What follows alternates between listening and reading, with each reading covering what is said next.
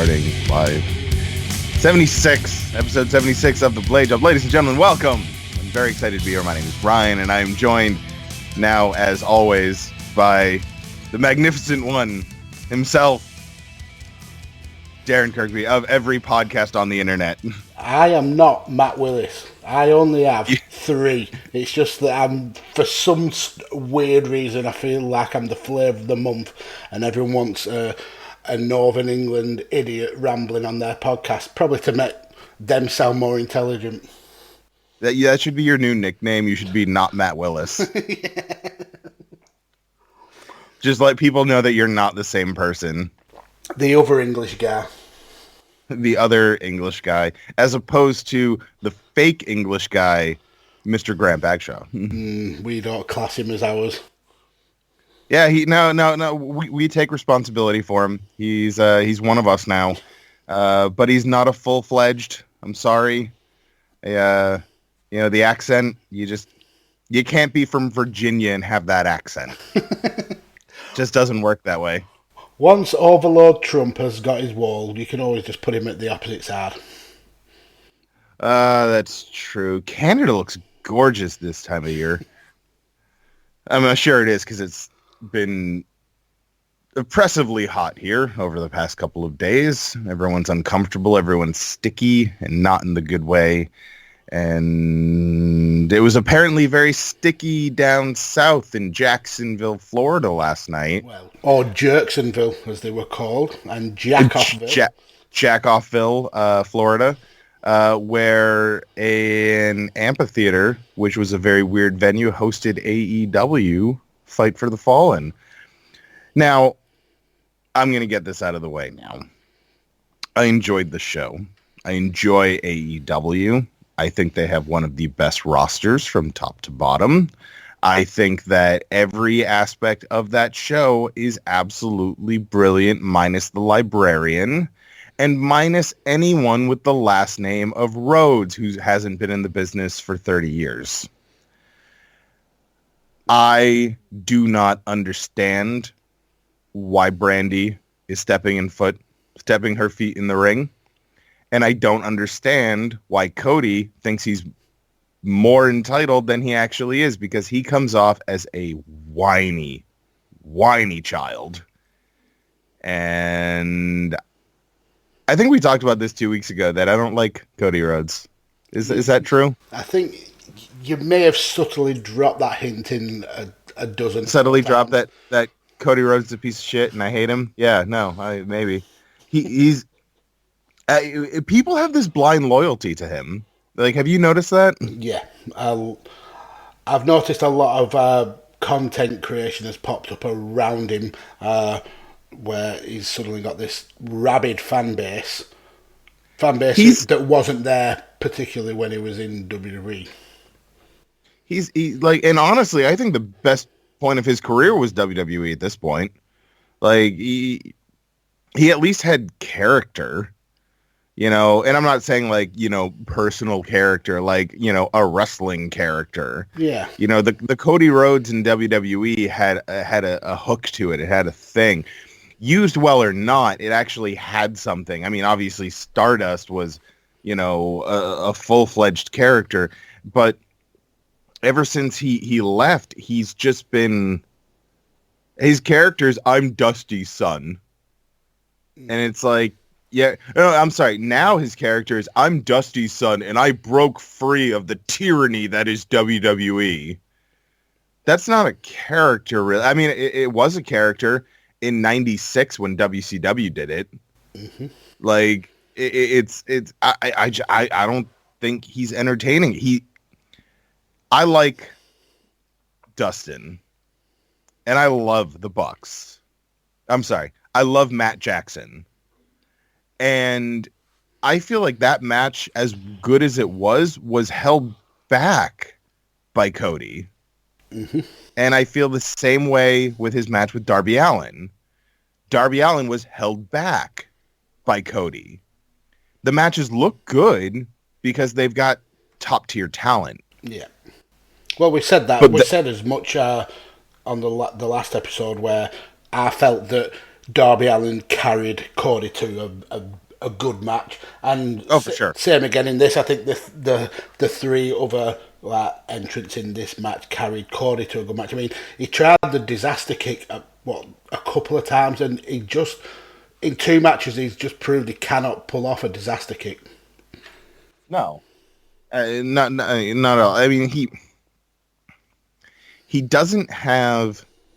I understand, like, his gimmick, if that's what we want to call it, is kind of that of the old school. He's a young old school guy, and that's fine. You know, honestly, this is blasphemy to an AEW fan, but I think the Revival do that gimmick better. You know, like, at least they kind of live that gimmick. Yeah. I'm also for the Revival. I think they'll end up in AEW eventually. Oh, and they'll probably get turned into a joke, because I think that's what AEW's plan is. Hire WWE guys and then shit on them. I have a feeling like that's what's going to happen. It's going to be what happened when WWE bought WCW. I don't know. I think Sean Spears looked better in this event. He looked strong, but well, here's the thing. I mean, Sean Spears has always been good. He just wasn't given his opportunity to shine because he was in an overinflated, bloated roster. And that's the issue with WWE. Like, the issue is not WWE's booking necessarily. It's the issue is there's just way too many people who work there. You don't have time to shine unless you're in the, you know, top 3 matches of the night. You know, every other storyline is kind of buried from the Shane McMahon show, or I don't know who the fuck else is Seth Rollins and Becky. You know, I actually like WWE over the past couple of weeks. Yeah, I think the storylines have been really coherent, and I think that's something they haven't had. Now AEW gets a pass when it comes to storylines because they don't have a platform yet to tell those stories. Correct. Comes in October though, so we'll see where they go from there. Oh yeah, no, they made sure to tell us about that in Cody's whiny speech about how the independents were coming to get them, because that's all I heard. It has nothing to do with WWE. WWE was hosting an independent platform, giving them a stage to show off what they can do, and now we've had Cody and Kenny have these fucking hissy fits about not getting what they want. I don't understand, because I didn't hear fuck WWE. I heard fuck Evolve. That's what I heard, and I'm seeing people on Twitter defend Cody for what he said, and they're like, "Oh, WWE deserves these pot shots." No, the pot shots were cute a couple months ago. When they come from the Bucks, they come as cute because they're not being malicious. Like Matt Hull, you know, the other product shot, that was harmless. Like, that was a harmless shot, you know, but Cody takes it too far. The throne breaker. You know, you can't counter program. He takes it personally. You've got to realize though, with Cody, is he's not only walking in the shadow of his big brother, who's had a stellar career, but he's walking in the shadow of one of the biggest legends that there ever has been. And even after the dust is settled with AEW, Dusty Rhodes is still going to be the main man when it comes to the Rhodes name. So I think Cody's got this huge chip on his shoulder, and he's taking pot shots at the WWE when I think necessarily he's taking pot shots at himself not being able to live up to the huge name that his dad left. You know, and that's an interesting look at it. You know, I'm one of those people, like, when someone in my age group, it's, you know, we talk about the legends, and our legends are going to be from the 60s and the 70s. You know, it's not going to be your 40s and 50s wrestlers, because we don't really have anything to see of them. That kind of footage is very rare. But we see those guys who were big in the 70s and 80s, especially. You got your Ric Flairs, your, Ricky Steamboats, your Dusty Rhodes. And the name that you usually hear is the greatest of all time from that era was Ric Flair. And I've always stood that it was Dusty. His character, that everyman character, played so well, just with because everyone can relate to Dusty Rhodes. Yeah. Right now, I don't think many people can relate to Cody Rhodes. Someone who, and this might be really out of line, and this might be really mean, but Cody, his career was primarily based around the Rhodes name. Mm-hmm. Dustin did not get big until he dropped the Rhodes name. Yep. He didn't become big until he put on the makeup and started, licking people. And it was his thing. It was different. It was new. It was fresh. Cody is still hung up on the shoes that he can never fill. Because he can't. Like, I look at Cody Rhodes, and I can't relate to him in any way. He's a pedigree. Oh, yeah. He comes from a wrestling family. He was born into this business. I'm not saying he hasn't had to work hard, because obviously he has. But if his last name wasn't Rhodes, would he have gone to New Japan? Would they have wanted him there? Exactly. And it's something that I'm sure we mentioned last time that we were on. He doesn't know what his character is. He's in one breath he's trying to be this big face of the wrestling community where he's slaying the big bad WWE dragon, but then in the ring he's trying to be this dirty old school style of heel, and it just comes off as confused, like he's almost trying too hard to live up to his dad's name, and he's failing because he's not able to concentrate on being a heel or a face. And that's something that bothered me a number of months ago when AEW was kind of a glint in Cody's pants. It was just like, oh yeah, no, there's no heels and faces anymore. You're trying really hard to be an old school dirty heel, mm-hmm. But at the same time, you're also trying to pop the crowd like a face. Yep. This doesn't make sense. Like the Bucks. Okay. The Bucks as heels right now doesn't really work because they're just over. Everyone loves the Bucks. I love the Bucks. Well, I love Matt Jackson. But they still know how to work a crowd, and they were able to get boos last night. And they were able to work as, even though Cody's trying to do this heely thing in the ring, the Brotherhood, as they're calling it, was clearly the face team.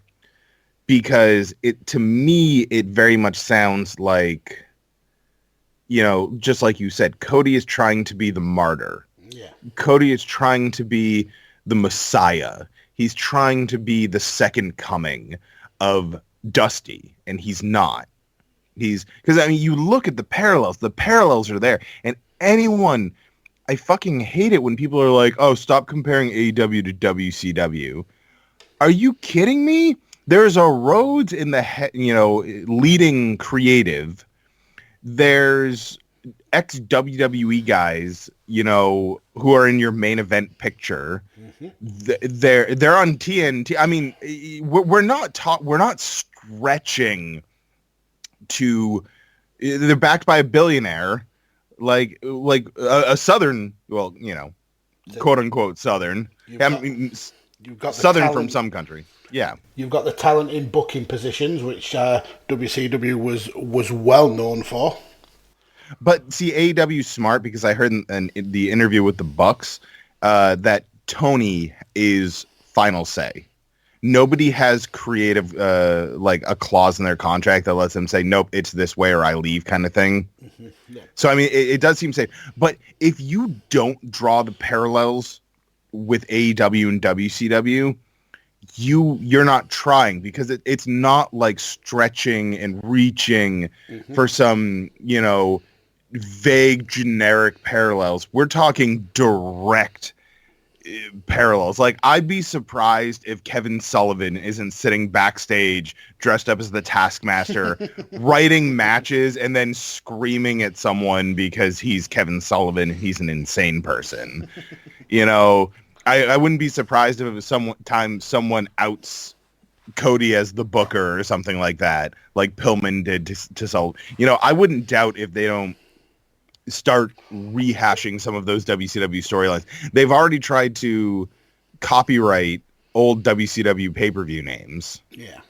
Well, and I'm assuming, like, when they tried to copyright Bash at the Beach and then they ran the Daytona Center, like, they were trying to run Bash at the Beach at the Daytona Center. Yeah. Or the Ocean Center, or whatever the fuck it's called. Because that's where 96 was. That's when Hogan turned heel. Like, that would be a huge moment for them. But you think WWE was just going to let that shit lapse? Like, of course not. It's, I don't know. For someone like Cody Rhodes, who doesn't care about WWE, he seems to talk about WWE quite a lot. Certainly does. He's like a chihuahua nipping at the heels of like a bulldog, I suppose. Oh, yeah. No, I mean, at the end of the day, WWE could fix their problems in a year. Give them a year and they could trim the fat. They could rebrand themselves. They could redo how they do it.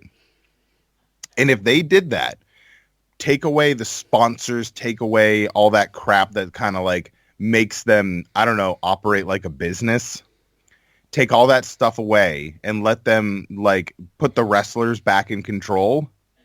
WWE would crush AEW. Absolutely. Destroy them. And that is not a pro WWE, anti AEW. That's not pro AEW, anti WWE. That's just pure facts of how this, like, AEW has yet to prove themselves. They've proved themselves in the fact that they have great talent. They've proved themselves in the fact that they've got a great program. Like, they've got a great creative vision of what their program's going to be. They've got everything that an old school style wrestling fan would like, with the one caveat of they've got Cody Rhodes running his mouth repeatedly and then being like, I don't know what you guys are talking about. I don't give a shit about WWE. And it's like, yes, you do. Like, earlier in the year, when they were taking shots on BTE, like when the Bucks were making these cute little WWE jokes, and then on the flip side, Triple H and Billy Gunn were making AEW jokes at the Hall of Fame. Those were all, like I said earlier, they were cute. They were innocent. Mm-hmm. They were just poking fun at the competition. Triple H genuinely gives a shit about, okay, hold on, I just had a thought. I'm sorry. I got to backtrack for a moment. Why, at Double or Nothing, did Cody Rhodes destroy the throne that represents Triple H, which is the only guy in management in WWE who clearly gives a shit about the pro wrestling community? Like, because Triple H's program is the program everyone loves because it's good wrestling. Yeah. It was Triple H's idea to run Evolve on the network. Triple H is not the person that Cody should have an issue with. It's Vince McMahon. Why wasn't he breaking a Vince McMahon statue? Yeah, like it does make sense when you think of it like that. Maybe it's because Triple H is got his finger on the same kind of wrestling pulse that Cody's aiming to get a hold of. Like you said, then Triple H is producing the best wrestling program, and if we are being sensible, AEW's main competition is NXT. It's not ever going to be WWE for a long time. So his competition is NXT, and who's the head of NXT? Triple H. I guess that makes sense, but once again, it's like, this is for wrestling fans. We're bringing back professional wrestling. Ooh, so let's fucking shit all over the part of WWE that's actually doing professional wrestling as opposed to sports entertainment. It just doesn't make sense. You know, Cody keeps talking about solidarity of the wrestling community while also just sowing discontent. Mm-hmm. And it's counterproductive. It doesn't make sense. I don't know. I'm sick and tired of Cody Rhodes already, and that sucks because I'm really enjoying AEW. Yeah. I think they have such a great program. I mean, talk about some of the matches. That triple threat tag match was brilliant. I loved it. I loved every moment of that match. But really well as well. I thought the result was absolutely perfect. Nobody looked weak in the match. Yeah, I thought it was a really good match. And it furthers the feud between the Best Friends and the Dark Order. Yeah. Like, this all made sense. This was all well booked. Finally admitting and finally putting Luchasaurus and Jungle Boy together was great. Making them an official tag team in AEW, awesome idea. Because the big man, small man tag team, look at like Rey Mysterio and the Big Show back in the day. Like, it was really kind of like quirky and entertaining, but it's like you get two very different styles, especially with someone like Luchasaurus who moves like a cruiserweight. Yeah. It was awesome. Ali was fantastic. Awesome Kong's back. Aja Kong's there. And those are all the good points of that match. That match was, for me, the low point of this show. Brandy Rhodes it really cannot wrestle. No, she can't. The result was the wrong result. There was just no need for that card, that match to be on the card. And with the amount of good female talent that AEW have got on their roster, why is Brandy Rhodes the one getting the match if it's not on the main card? Yeah, exactly. Like the women's tag in the pre-show was sloppy, but once again, it's like they're so big on bringing in these Japanese talents and then mixing them. You had three people who wrestle the Japanese style and one person who wrestles an American style. And you can't necessarily do that all the time because, it's different styles clash. Yeah. Not like the styles clash, which is a great finisher. But, I felt like Britt Baker was kind of like, I don't know what I'm doing right now. And she's a phenomenal performer. Yeah. I could only imagine the pillow talk between her and Adam Cole. Just like, I'm going to do like 4 Canadian destroyers. I think that's a good idea, babe, right? Like, just 4 in a row. Like, that's a good idea, right? I don't know. And then he makes her scream baby every time he says his name. It's got to do that. It's a fantastic relationship, and I'd like to be a fly on the wall.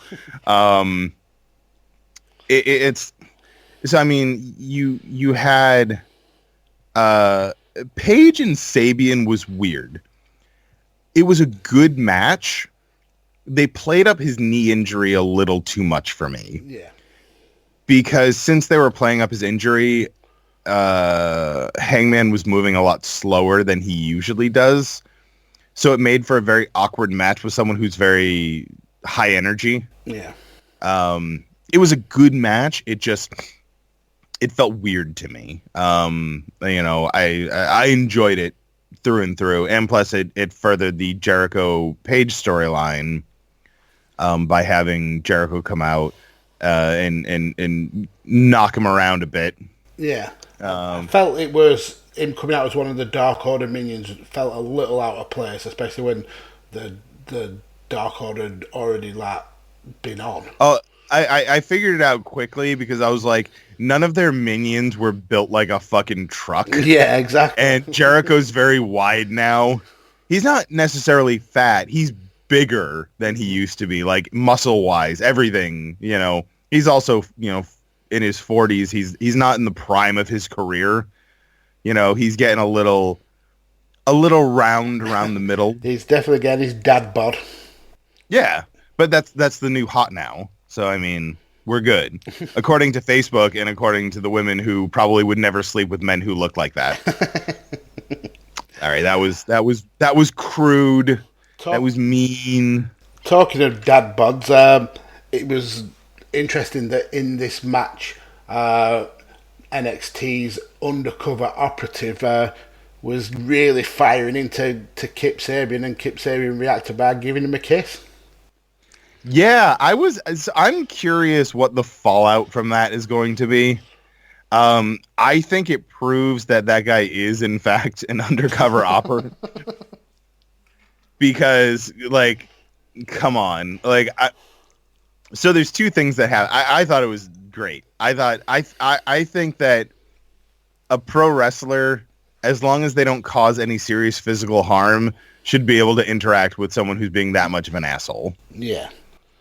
I mean, when I'm watching NXT, I always like look out for him because he's always in the front of the crowd on the hard cam side. Yeah, but he's never normally that obnoxious. I mean, he gets quite hyper. I mean, the guy enjoys wrestling, good on him, but he's never normally that bad. And with Kip Sabian, he was literally right in his face. If that would have been in a Ring of Honor show, he would have been marched to the back and been told to just be a fan by Bubba Ray Dudley.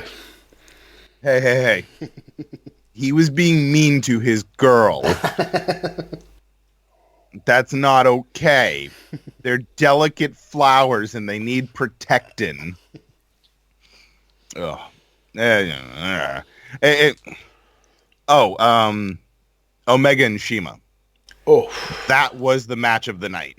Yeah, I would go with that. A few too many V triggers. I think there was seven V triggers. Kenny, he's getting going a little overboard with the V triggers over the past year. Mm-hmm.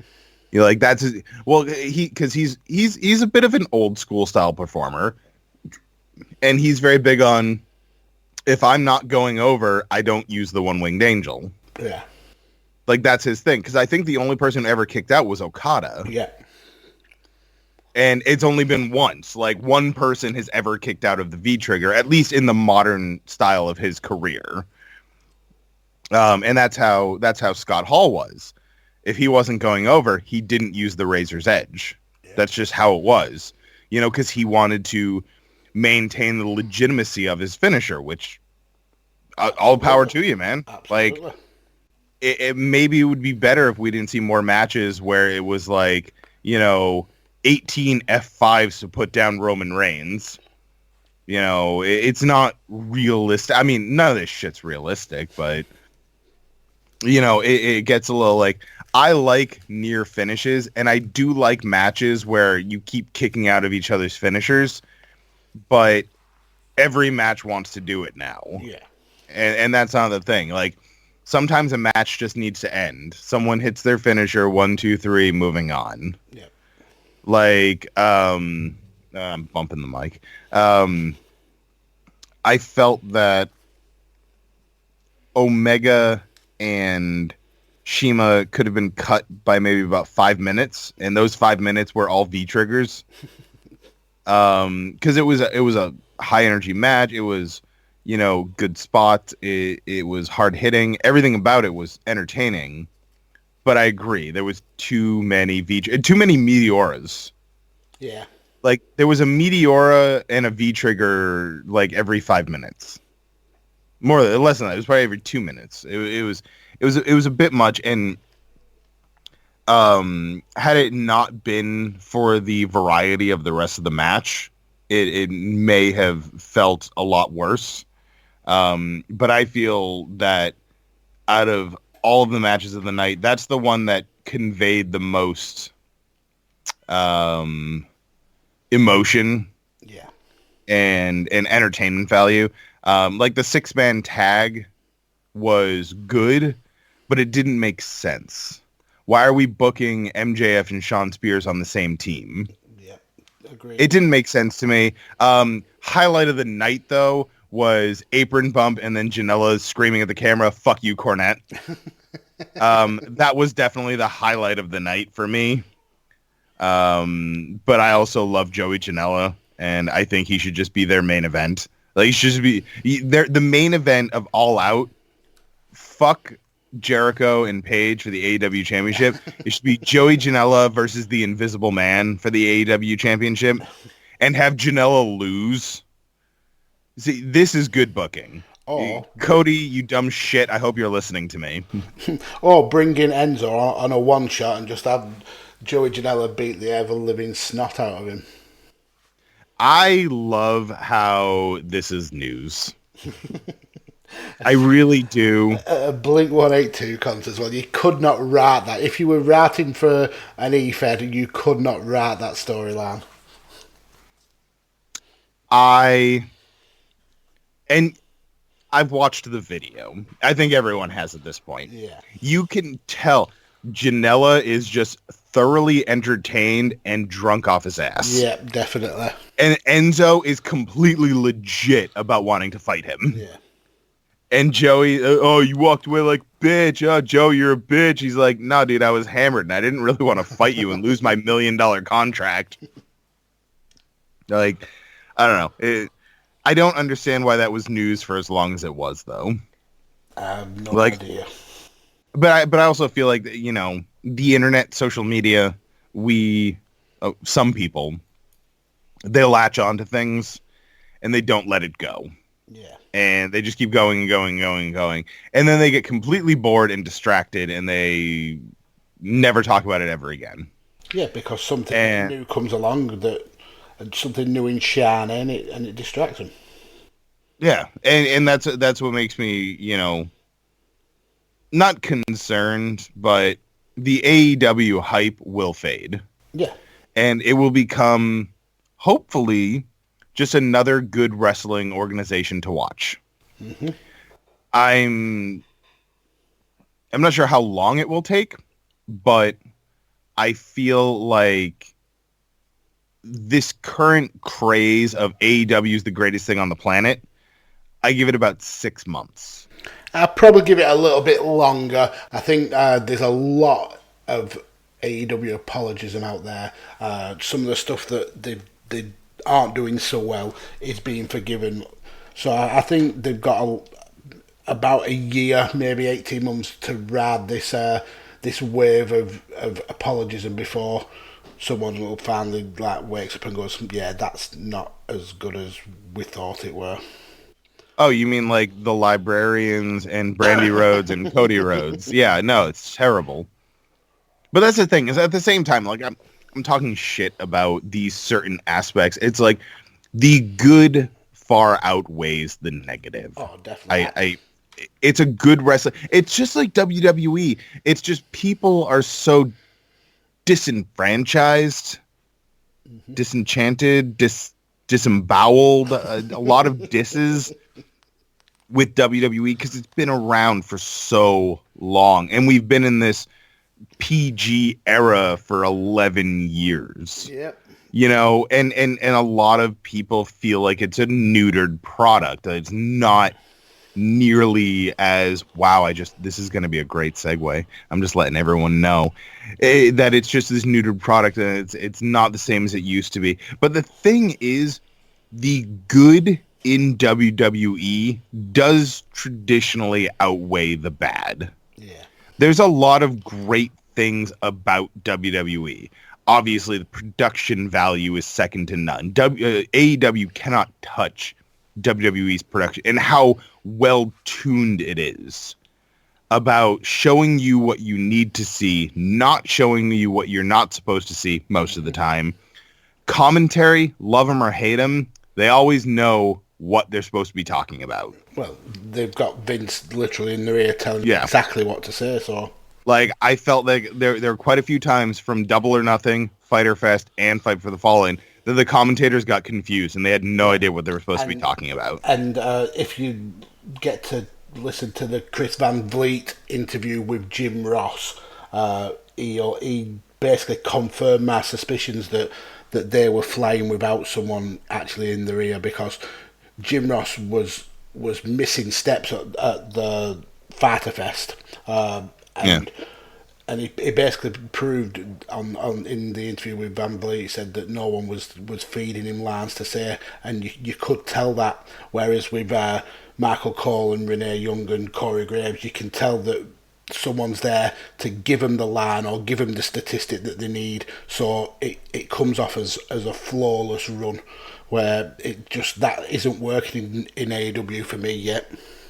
No, and I'm sorry, but like, an independent show, obviously you're not going to have someone feeding lines into your headset, but these are professional, broadcast teams, and I don't care if you're a WWE commentator or you're on the 6 o'clock news for your local news channel, there's someone talking in your ear. Yeah. Like, that's how broadcast works. Like, you think people just, like, fly by the seat of their pants? No, they've got teleprompters. They've got people talking to them. They've got scripts. There's so much that goes on. And I don't know why. Maybe AEW thinks it would be more authentic. But no, it's messy. Yeah. It comes off as one of their low points because it's so amateurish. Alex Marvez needs to go away entirely. Yeah. I hate him. He's just not, he's not good. He's not entertaining. No. There's nothing about him. Bring back Golden Boy. Like, it's terrible. Anyways, I love Excalibur. Yeah. Excalibur's brilliant. He's such a good commentator. But once again, some people think that like WWE, is all bad, but it's not. It's all good. Production value. In-ring performers. I mean, there's a reason that most of them work there. It's because they're the best of the best. Yep. It's not the whole Seth Rollins outburst maybe was a little over the top, but technically what he was saying was true, and he was showing pride in his employer. It doesn't matter if you agree with him or not. You have to respect him because he shows pride in what he does and where he does it. If you don't think that you're the best, you're not. Exactly. So why not think you're the best? So talking about the lapsed fan, the PG era, we seem to be moving away from that in WWE. Yep. And we're showing a little more mature content. So far, there's been a shit and there's been a middle finger. You know what? I'll take it. It's a step in the right direction. However, I'm hoping that moving away from PG in Vince's mind isn't just, I don't know, say shit every now and then. It's funny. Just say shit. And, because that's not what we necessarily want. That doesn't fix the product. However, tonight, which is probably yesterday, or even 2 days ago to people who are listening to this, is the seminal Extreme Rules pay-per-view, where all the rules go out the window except for most of them. and I don't know, there's a kendo stick, and that's hardcore. At least that's how it's been for the past couple of years. But now we are transitioning slowly into this new era of WWE, somewhere between PG and TV-14. Extreme Rules is the place where you put that to the test. Because, saying shit, very edgy of you. But the violence factor, that's what I think a lot of people are missing.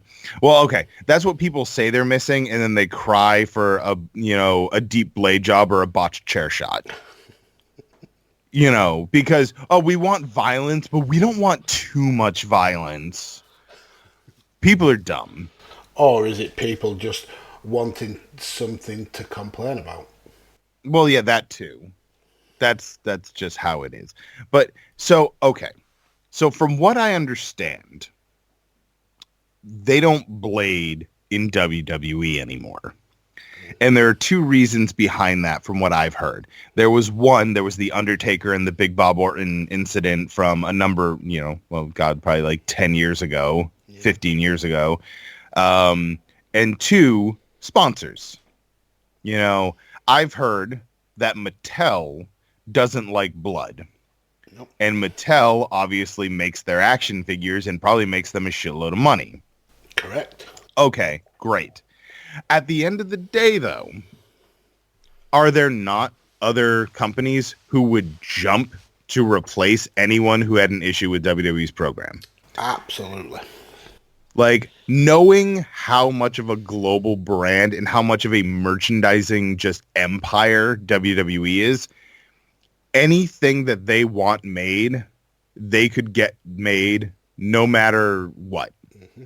No matter what. If they started doing actual in-ring penetration, if their show was 30 minutes of Bobby Lashley power fucking Peyton Royce, they could find sponsors. What a gruesome image.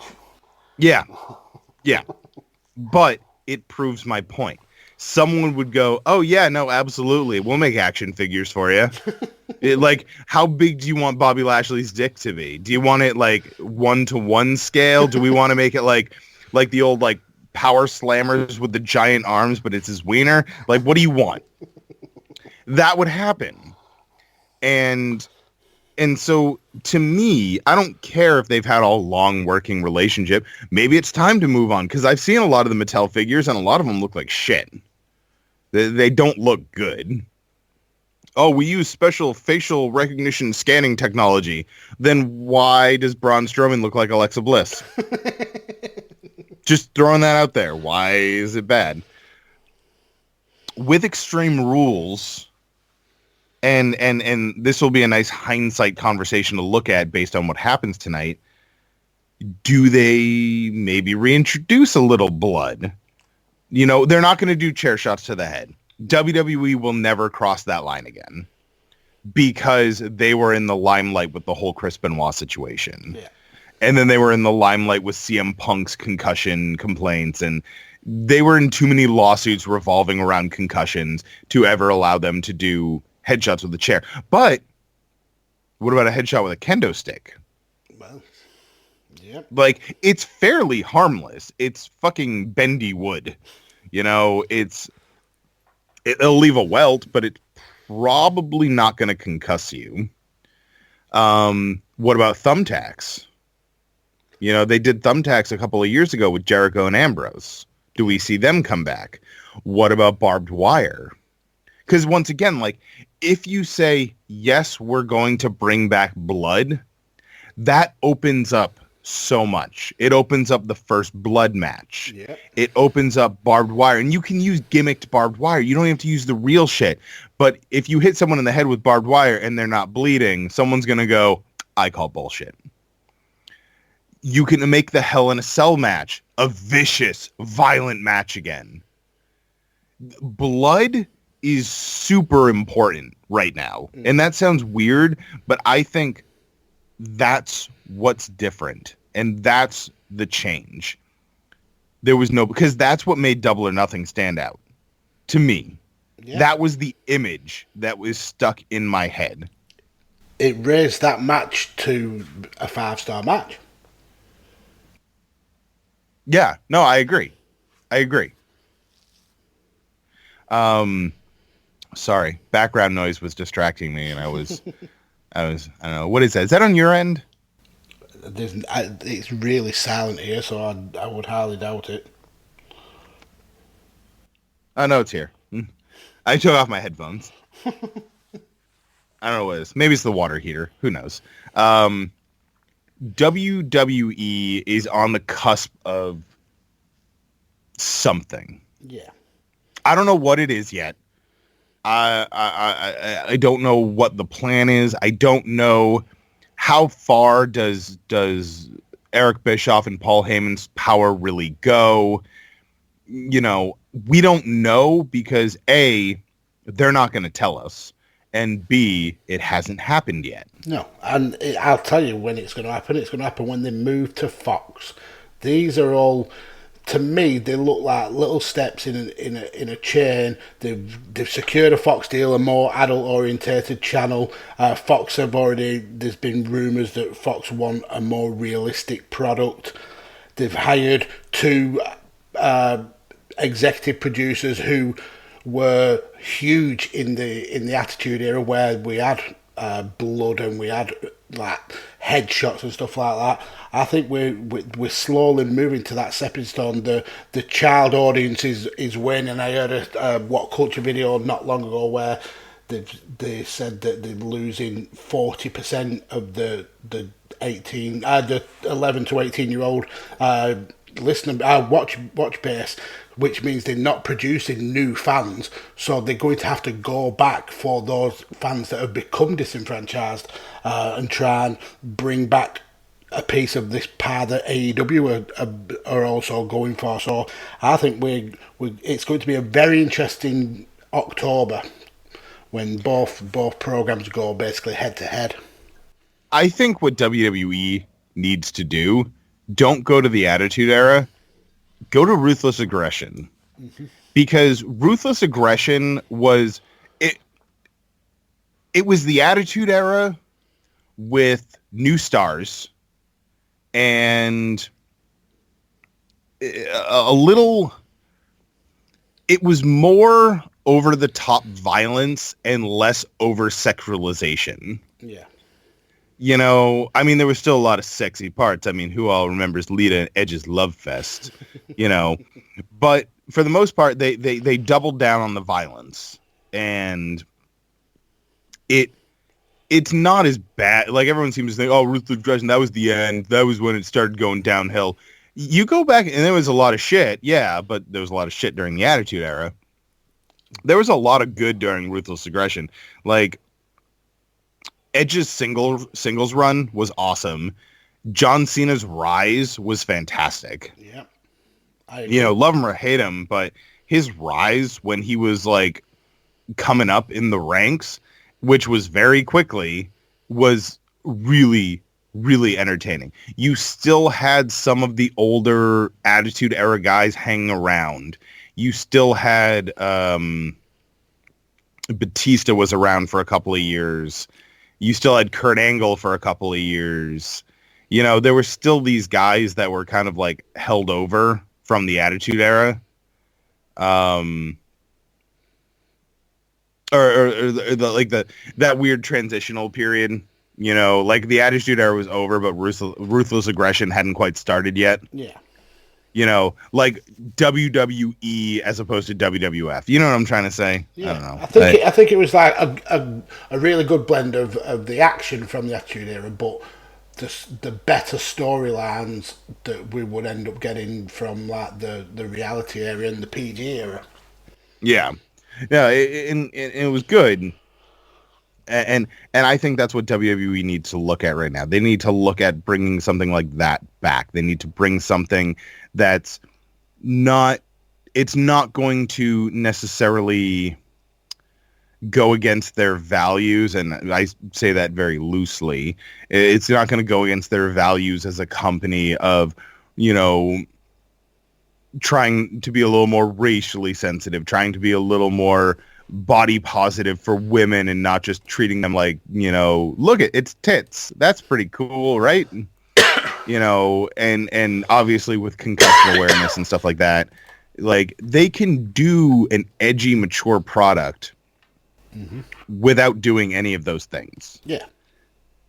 The only thing holding them back, and once, like, everyone seems to think this is some new thing. Like, if you watch WWF in the late 80s, early 90s, we were in the same family-friendly kiddie carnival that we are now. And it wasn't until 95, 96, 97 that shit got edgy. Like, it's just a cycle. It's an endless cycle. Yeah.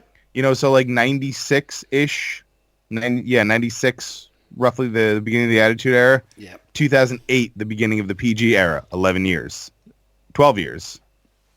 and we're in the 11th year of the PG era. This is literally the time. Yeah, exactly. If it follows the same thing, we are about to enter the second attitude era, the second ruthless aggression era, whatever you want to call it. We're about to hit that point because every 11 years, those kids who were 5, 6 years old, they're 18, 19, 20 years old. They don't want to watch a PG product. So you've got to bring them back in with edgier material. Yep. And then 10 years later, we're going to go PG again. Mm-hmm. Because those fans are now in their 40s or 50s and they maybe not have time to watch anymore. I know there's people like you who just, will watch until the day you're in the ground. I'm going to get buried to a WWE pay-per-view. Yeah, they're gonna have a buried alive match, but when they go to bury someone, you're already gonna be there. Which also, Shane McMahon, Drew McIntyre, Undertaker, Roman Reigns, all of you've done it multiple times in the past 2 years. Stop telling me you are going to bury someone and then not giving me a buried alive match. Stop it. They keep doing this. They keep they keep using the phrasing like they're gonna, bury them alive. And they never fucking do it. Grow some balls, have a buried alive match. Or a casket match or some shit. Do something better. Don't just do, how is a no hold barred tag match? It's just going to be a Texas Tornado style tag match. Mm-hmm. Like, I don't know. There's already... They don't explain the differences between their match types, even though there are differences between Extreme Rules, no holds barred, no disqualification. There are minor differences to these matches, but they never explain them, so there is none in their story world. And that bothers me. Okay, how is Becky Lynch and Seth Rollins versus the hostess of Applebee's and Liberty Bell from Glow? How is that going to work as an Extreme Rules match if they're not allowed to hit the other gender, but they keep hitting the other gender anyways? I have no idea how this match is. This is convoluted for convoluted sake. Absolutely, this is nonsensical. So if Lacey pins Becca, does that mean that Lacey then has to face Seth? No, because it's not elimination. If Lacey pins Becky, Lacey and Baron are so it's champions. Just one fall. It's a one fall, but it's Extreme Rules, so there's no tags. I swear to fucking God, if they implement tags, I'm gonna punch them. I'm gonna go out there. I'm gonna shove my foot so far up Mike Chioda's ass, he's not even going to like it. And then I'm going to beat the shit out of Charles Robinson just for the fuck of it. No, he's had enough this month. He has. His stories like I got robbed with all his memorabilia. I love Little Nate. But okay, so but here's the thing. So they're like, oh well, they're not allowed to. The men fight the men, women fight the women. Okay, so can Becky pin Baron Corbin? That's my question, because it was the same situation last week or the week before, whenever it was, where men fight the men, women fight the women, and then Becky tapped out Mike Kanellis for the victory. Yep. But that, to me, that sounds like a disqualification. Like, doesn't fucking make sense. I just really hope that Lacey Evans gets curb stomped. That's what I want. It's a fucking Extreme Rules match. What are you gonna do? Disqualify Seth Rollins for curb stomping some chick? No, just do it. Just curb stomp her blonde little face right into the ground. Or if Becky Lynch gets the end of days. Yeah, see, because Becky Lynch would be like, fuck yeah, let's do it. Yep.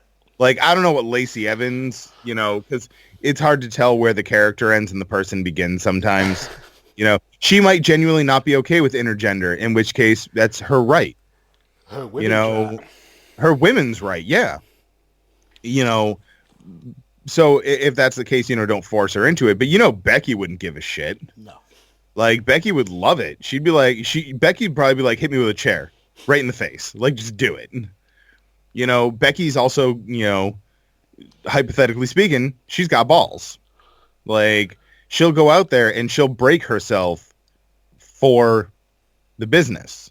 And I respect her for it. Because, I mean, anyone who decides to do this as a career, if they're not willing to put it all out there, just go home. Like, it's a dangerous job, and you're gonna get hurt.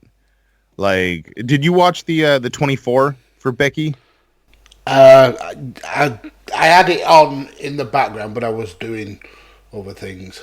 I have a short attention span when it comes to WWE documentaries sometimes. They showed her leading up to Survivor Series when she had the concussion, and she's fucking miserable. Like, she's like, no, I want to wrestle. And she's like, they have a quick scene of her trying to convince the doctor that she's fine and him saying, like, no, you can't wrestle. And, like, there's genuine panic in her voice of just like, no, you don't understand. Yeah. Like, this is fucking important. And like, love her, hate her, like, she's dedicated and she's passionate. Yep. And that's something, like, I don't see that with Lacey Evans. I don't see passion. I don't see dedication. I see someone who has the opportunity to have a really good career, but she's not ready yet. No, it's the Nia Jax syndrome, where they've needed a big heel for Becky to take on, and the person weren't ready. Nia Jax weren't ready when she got brought up from NXT, and I don't believe that Lacey Evans was ready. Sometimes in the ring she gets totally lost, and you can even see where Becky's like shaking her head and she's like in absolute disgust. I don't particularly think it's Lacey's fault. I just think she just wasn't ready to be pushed straight into the limelight. I just want to let everyone know out in radio world, we have wasted the last 57 minutes because the on-air sign was not on. I just want to point that out to everyone listening, that our on-air sign was not on. Anyways, that's what bothers me the most about Lacey Evans. See how quickly I just get right back into this? Yeah, we have Asuka, Ember Moon, Kairi Sane. Shit, let's look at the other NXT women who aren't doing anything, like Candice LeRae. Like, all of these people who genuinely, A, they give a shit, B, they are ready. Yep. Where the fuck is Ember Moon? Like, well, Ember Moon's probably my favorite female on the roster right now. She's got such a good look to her, and she's so good in the ring. Mm-hmm. And totally agree. No Ember Moon. For me, this Lacey Evans spot would have been perfect for, obviously, the easy one to go with would be Shayna Baszler, with the history of Ronda Rousey and Becca. But even if you weren't going to take Shayna, because Shayna is carrying the women's division in NXT, she's really putting in some good performances. Why not call up Bianca Belair? She would have been ideal as an opponent to Becca. She can control a match really well. She's got good mic skills. She's got good control of the audience. She would have been a way better fit for this role than Lacey Evans has. I'll agree with you, but I hate Bianca Belair. What? She's awesome. She's the WRST of NXT. I don't know. I just don't like her. Like, when they introduced her, they played this whole, like, long sub-story video package. Not sub-story. I'm sorry. That was rude. About how she's, like, fucking Ivy League educated and she has, like, blah, blah, blah, blah, blah. And then they give her a, no, you didn't fucking character. Like, are you serious? It's fucking stupid. Yeah. She's powerful. She's strong. She's athletic. But her character is terrible. It's awful. It's offensive, really, to her. Because if this is the case and she really is that person they showed in the video package, why do you want to play the ghetto chick? Like, I don't know. It's just stupid to me. Like, I don't know. Like, especially when I feel that it's not much different than the Sasha Banks gimmick. Yeah, it is similar. Well, it's very similar to... You've got the hair whip, obviously, but yeah, I understand. Yeah. They even do the same little, like, hand thing where they hold up their hand and, like, wave it across their face or whatever the fuck they do. Yeah. You know, like, I actually think that something they do need right now is to trim a couple main roster females, send them back to... I mean, males, too. Send them back to NXT, and then bring back Sasha, like, whenever she's ready. Well, rumours are that she'll be ready tonight. Well, I hope she is. I'm hoping she comes out and beats the shit out of Bayley tonight. And then Bayley goes back to NXT. So, but I think we've talked for over... I'm not going to let this go an hour and a half this time. So...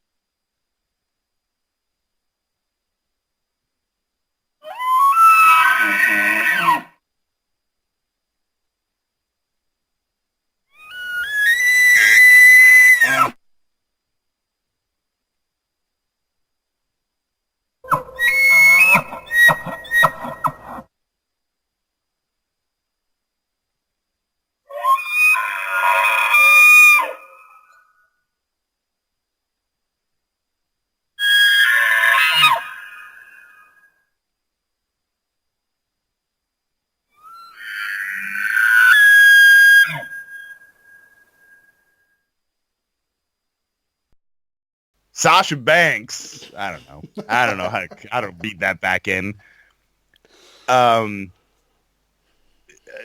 Bayley just needs a complete character overhaul. I don't know. I think she does get the crowd like cheering, I suppose. I mean, she's not obviously for the likes of our age group, but kids love her. Kids absolutely love her. How is she a heel with that theme song, though? Well, exactly. And with having inflatable arm waving tube men. Tube men. I don't know. She does not. And the thing is, I like Bayley, but I think one of WWE's biggest issues is they turn someone heel. They're so afraid to change people's theme songs right now because marketing. Yeah. And that bothers me because, like, how many theme songs does The Rock have? They were always similar, but they kind of changed based on his character. Like, same thing with Austin. Austin had slight variations of the same theme song. Same thing with Kane. Like, it just... But that was from a time when they brought out WWF the music. Yeah, that's true. So, but or like WWF, what was it? Where they had remixed albums, and then all of a sudden, them remixes ended up being the actual wrestlers' theme tunes. It's just I feel like when someone turns heel, or someone turns face, or whatever it may be, you've literally got a group of individuals whose whole job is to make you theme songs. Mm-hmm. Like, that's their job.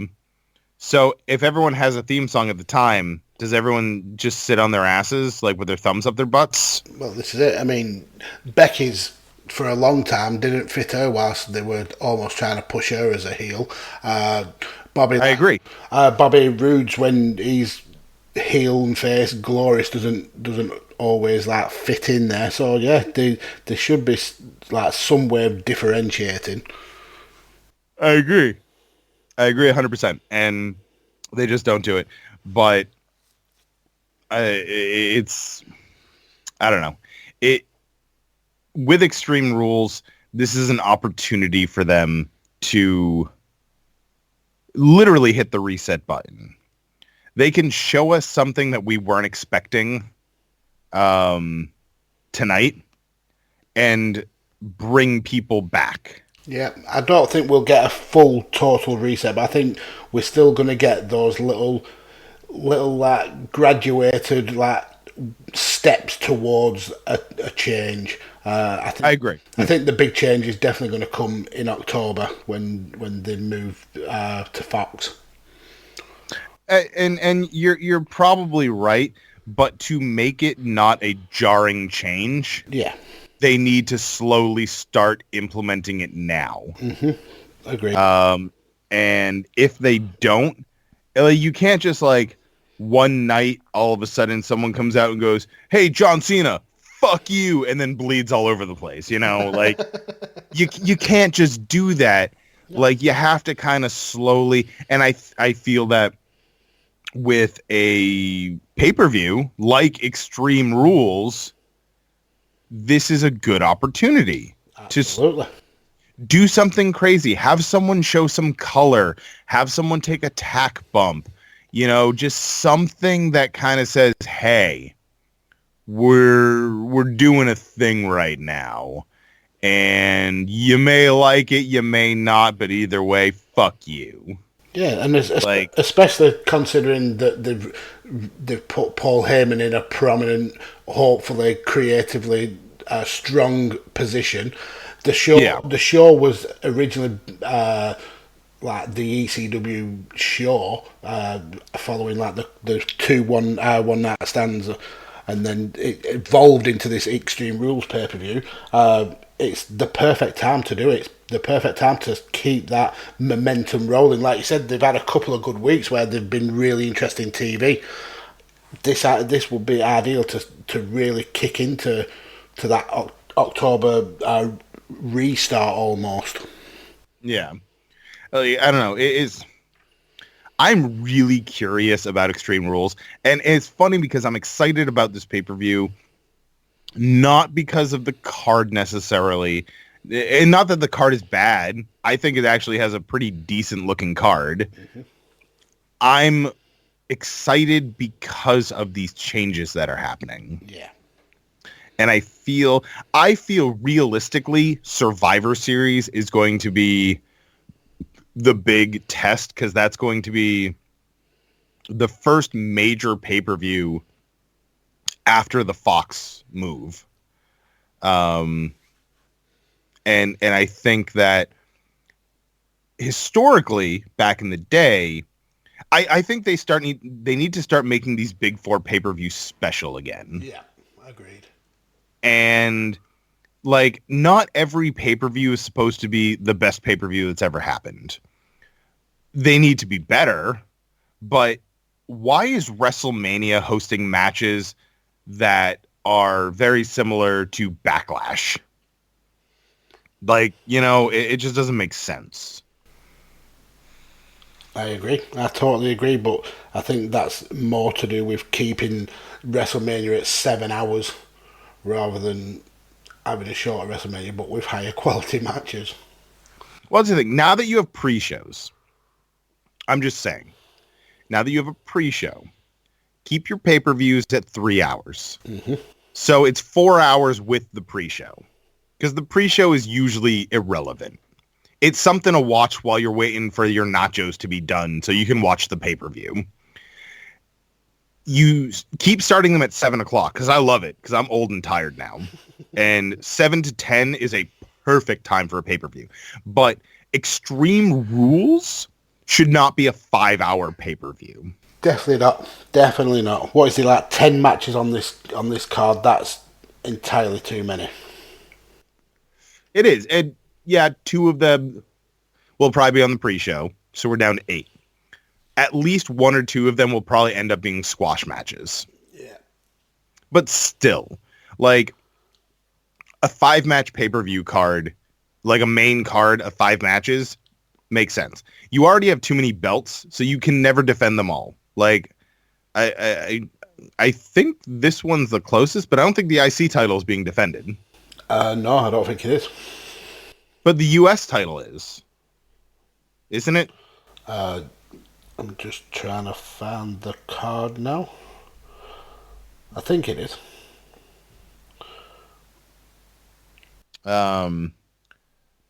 It's they have an issue with their booking in the sense of, I'm not even going to say they have an issue with their booking. They have an issue with their pacing. And they don't... Oh, wow. On Wikipedia, Evolve 131 is part of the pay-per-view chronology now. Really? Interesting. It says here that Ricochet is facing AJ. Okay. But once again, so this pay-per-view is called Extreme Rules. They have a last chance winners take all mixed tag team Extreme Rules match. I'm not even joking. That's what it says. They have a no holds barred tag team match. They have a handicap match, which I do not agree with. That is not an extreme stipulation, in my opinion. They have a triple threat tag team match, which could be considered extreme because there is no DQ if they do triple threat tornado rules, like 3 members in at the same time, but they won't. And then we have a last man standings match. And then we have 1, 2, 3, 4, 5 matches that have 0 stipulations. AJ Styles versus Ricochet. Why is this not a ladders match? Yep. That would like what? The first thing I would have thought would have been absolutely perfect. Why is Kofi Kingston and Samoa Joe have no stipulation on it? That's a world title match. Because at a pay-per-view called Extreme Rules. Yeah, I understand your point, but I don't think that's going to be the last time we see Kofi versus Joe. So I think it's probably going to get a stipulation at SummerSlam. Sure, and that's great. But this pay-per-view is called Extreme Rules. Like, it doesn't make sense that a main title would not be defended in a stipulation on a gimmick stipulation pay-per-view. Mm-hmm. It just doesn't make sense. Like, typically, traditionally speaking, once again, having this many titles screws us up, because if there was when they created TLC as a pay-per-view, the WWE Championship was defended in a TLC match. That's just how it was. And Hell in a Cell, same thing. We don't do that anymore. We just kind of arbitrarily throw stipulations on matches. Like Undertaker, Reigns, Shane, and Drew. That needs a stipulation because you've already got 2 people way past their prime in that match. Mm-hmm. And having the stipulation allows Shane to do what he does best, and that's something stupid. And it allows Roman and Drew to handle the heavy lifting of the wrestling involved. Yeah. Once again, the handicap match is really just there to further storyline because Alexa's going to win, or Nikki's going to win. Alexa's going to become champion. Nikki's going to genuinely think she's co-champion. Alexa's going to turn on her, or vice versa. That's what's going to happen. Yeah. If that's not what's going to happen, you have a Cruiserweight Championship match. The Cruiserweights have been a bright, shining star in WWE. Yep. Why are we not giving them something? Once again, ladder match. Hell, like even, who is it? It's Drew Gulak and Tony Nese. Why isn't it a submission match? Yeah. Oh, fuck. Why isn't Kofi and Samoa Joe a submission match? That's a one-sided stipulation. It's fantastic. It's good booking. Because Kofi doesn't really have a submission finisher. Like, it would be like, how is Kofi going to overcome the odds kind of thing. Joe needs that title right now. Joe does not need another loss. I think Joe's taking that title. Or that's the reason there's no stipulation, because Joe wins by disqualification. Mm-hmm. And then there has to be a stipulation to end it. Yeah. And Aleister Black and Cesaro makes no sense to me. It's going to be a great match. It's going to be a phenomenal match, but I don't get it. I really don't understand it. It just doesn't sit well with me. But this is such a good opportunity. So yeah, every title is being defended except for the Intercontinental Championship. Yep. No Finn Balor on the card. Which is dumb. Definitely. If anyone Aleister Black should be facing, it should be Finn Balor. In my opinion.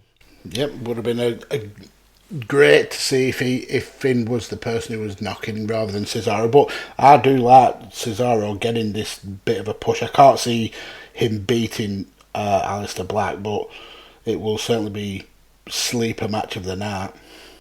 Well, because they're both coming off of injuries right now. Mm-hmm. And it's a perfect... Where the fuck is Bray Wyatt, by the way? Yeah, the talk is he will get involved. Imagine if he gets involved with Aleister Black. Oh, that would be good. I think this is I'm just throwing this out there, that he is going to get involved with the Undertaker, Roman Reigns, Shane McMahon, Drew McIntyre match. I have this feeling like SummerSlam. So allegedly Undertaker wants Drew McIntyre. I've heard rumors that that's not true. I've heard rumors that it is true. Regardless, let's just for a second say, okay, Undertaker, Drew McIntyre at SummerSlam. Where's Roman? Where's Shane? We don't need Roman Shane again. That's not a good idea. Roman versus Bray Wyatt, though, is a little interesting. Yeah. I think they could work really well together. Remember their Hell in a Cell match a number of years ago was one of the best Hell in a Cell matches they've had in recent history. And I think with the new creepy, friendly Bray Wyatt character, which I love, by the way, I think this is a great evolution of his character. I feel like having because Roman didn't get the Bray Wyatt treatment like Randy Orton did, where Randy Orton got all the weird shit. Daniel Bryan got all the weird shit. Roman and Bray was, for the most part, Roman and Bray. Yeah. Like, that was the storyline, Roman versus Bray. Like, there was no paranormal. There was no burning down houses. There was no we've got the whole world. You know, it was pretty much Roman versus Bray. And I think that Roman versus Supernatural Bray could be interesting, because Roman's usually the straight-laced guy, and he'd just be like, what the fuck is going on? Much like Cena was. Mm-hmm. You know, where Cena was concerned and confused about what was happening, you know, and then we had Randy, like, embracing the paranormal side of things. I feel like that could be a good spot, because I'm looking at the card. The no holds barred tag match, the WWE Championship match, or the Black and Cesaro match. Those are the only matches that Bray Wyatt could have any involvement with that would lead to something that makes sense. Yeah. There'd be no point of unless the Braun and Bobby match, Braun being a former member of the Wyatt family, like, there definitely could be something there, but I just don't. Like, I'm afraid that we're going to get something stupid, and they're going to ruin this huge, amazing build-up for Bray Wyatt. Yeah, the Braun one would be interesting. The Bobby Lashley and Braun does need to end. It's been dragged out now for so long. I'd be up for a Braun Bray Wyatt feud. And you know what? But the thing is, that has been drawn out. Who would have thought 2 months ago, when this was still going on, that 2 weeks ago you would go, oh God, Braun Strowman and Bobby Lashley again, and it would be a turning point in WWE. Because that whole thing was awesome. It was short, it was sweet, it was to the point, it had a huge spot that was done well for once. Because they've done that spot before, and it always is so super cheesy and fake. Yeah. This one was gritty and realistic.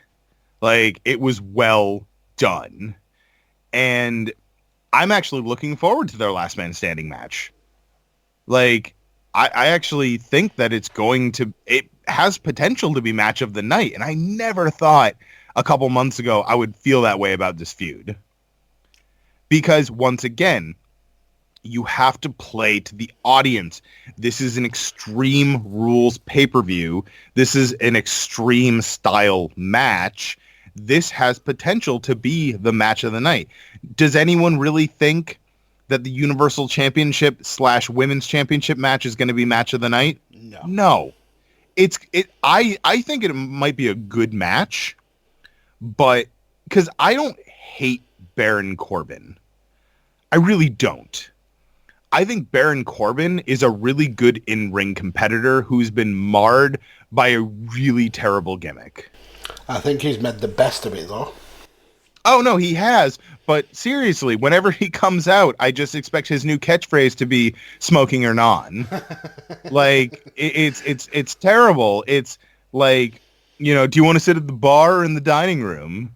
Oh my God, we've got a great deal on fucking poppers today. Like, I mean, it's just, it's terrible. It's just stupid. Like, why is he wearing that? He's covered in tattoos. Why do we have him wearing a long sleeve fucking shirt? It just doesn't make sense. He finally cut his hair, and it was like, okay, because I had to go through the same thing a couple of years ago where I said, you know what? It's time. I just gotta shave the head and live with it. And it's fine. I mean, I wear a hat all the time anyway, so it doesn't really matter. But then he cuts his hair, and all of a sudden they're like, well, you're not a wrestler anymore. You're a fucking maitre d'. And it was just stupid. Like, he's such an intimidating individual. And they're just, like, not capitalizing on that. Because I like... The End of Days and the Deep Six are some really great signature moves. Definitely. Like, his striking is on point. Even his little weird thing where he slides out of the ring and then slides back in, I don't hate it. But Seth Rollins and Baron Corbin could have a great Universal title feud, but it's just marred by this terrible storytelling. Mm-hmm. Like... They're good. And not to mention, on Raw, we've got Ricochet. We've got AJ Styles. We've got... No, not Finn Balor. He's on SmackDown now. We've got so many people who could go toe-to-toe with Seth Rollins in his style, but they refuse to do it. Because they're so focused on making... Like, the reformation of the club was a good idea. Yeah. Because this is how you do a AJ Styles heel turn properly.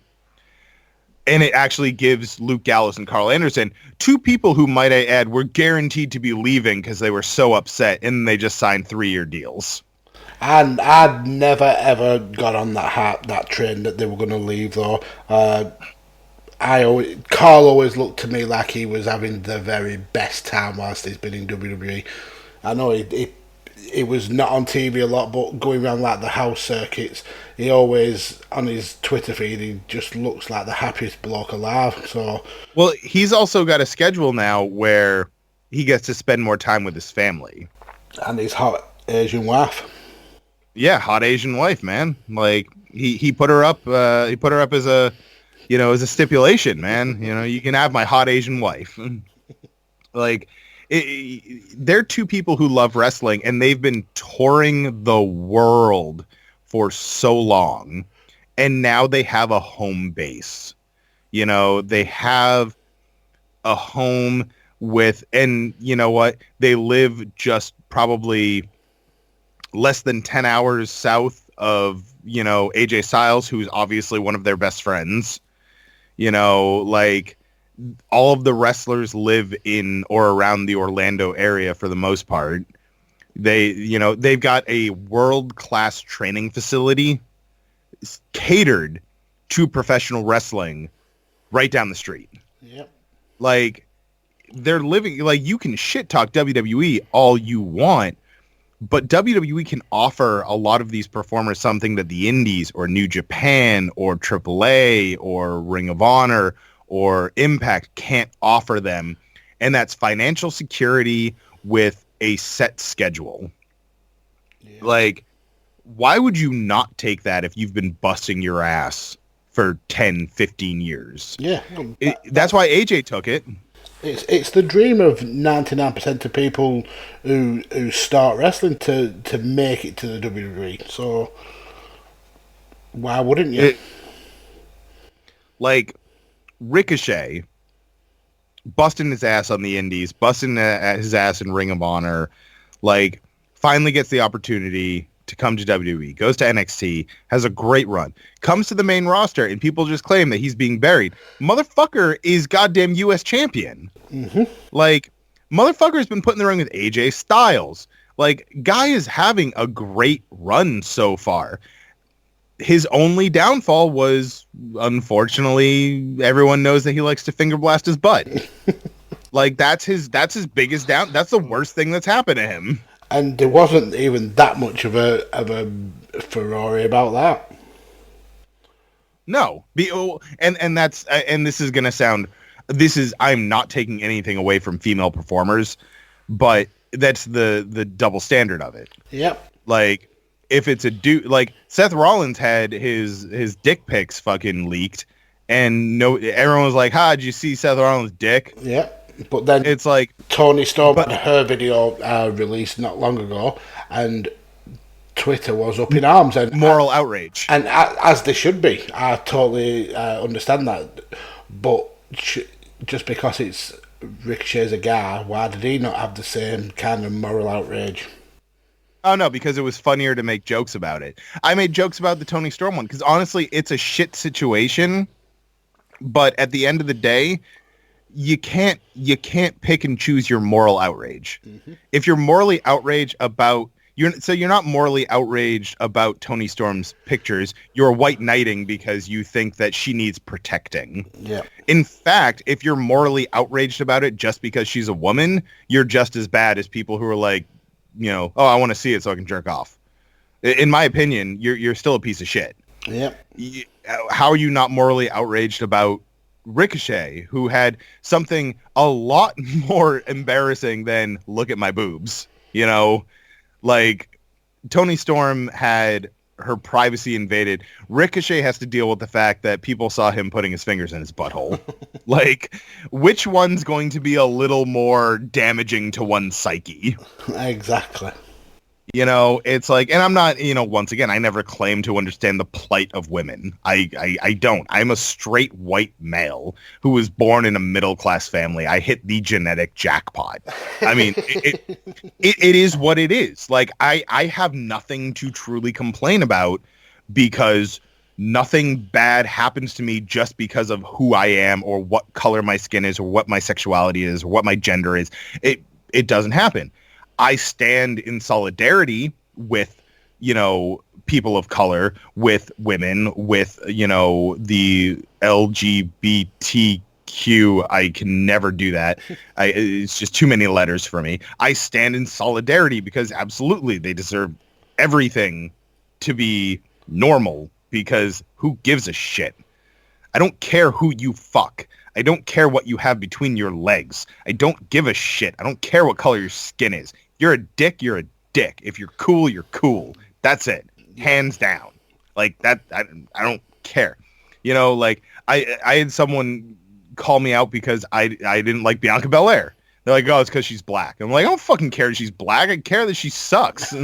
Like, don't give a shit about the color of her skin. That's not my issues with her. I love Kofi Kingston.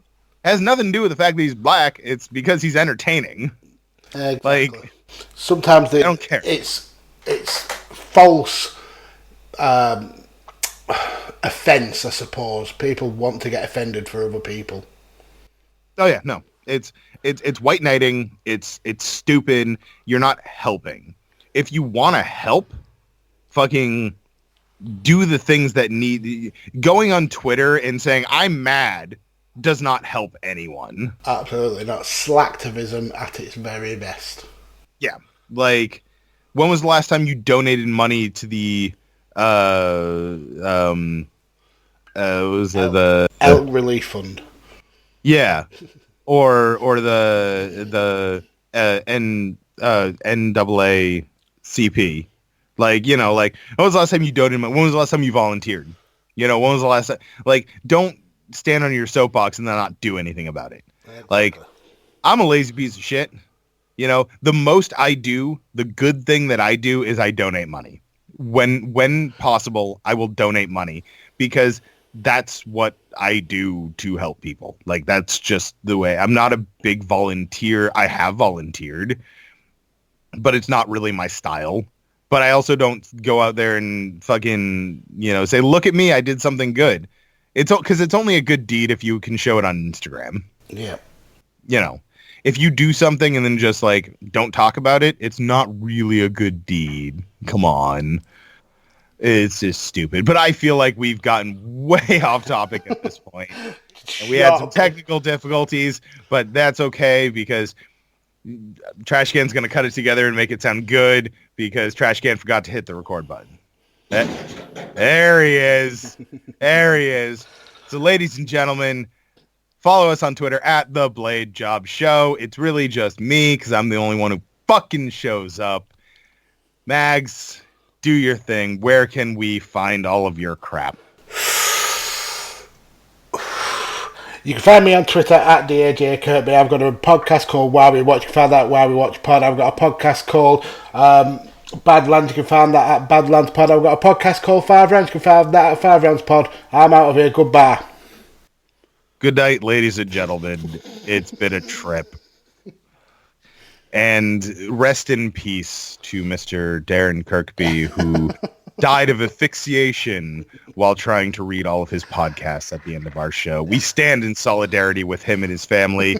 Please post about it on Twitter. Don't send money or anything because that's not send legal. Money. Yeah, send money. Just post about it on Twitter. Hashtag RIP Mags. He now joins the likes of Warren Hayes and the great Pod Beyond. I'm not dead. You'll be dead in a moment. Good night, everybody. Monty Python jokes. Awesome! Every Wednesday on the Wrestling Perspectives Network, RJ and Michael Berry Sr. come to play on the Revisionist Booking. They rebook a wrestling pay-per-view from the past and try to make their cards awesome. Follow them on Twitter at Revisionist Book, at Michael Berry Sr., and go over to iTunes, Stitcher, and blogtalkradio.com/Wrestling Perspective Network and subscribe. Head over to whatforapparel.com/Revisionist Book and check out their great apparel as well. And as always, you're welcome, and let the Revisionist Revolution begin.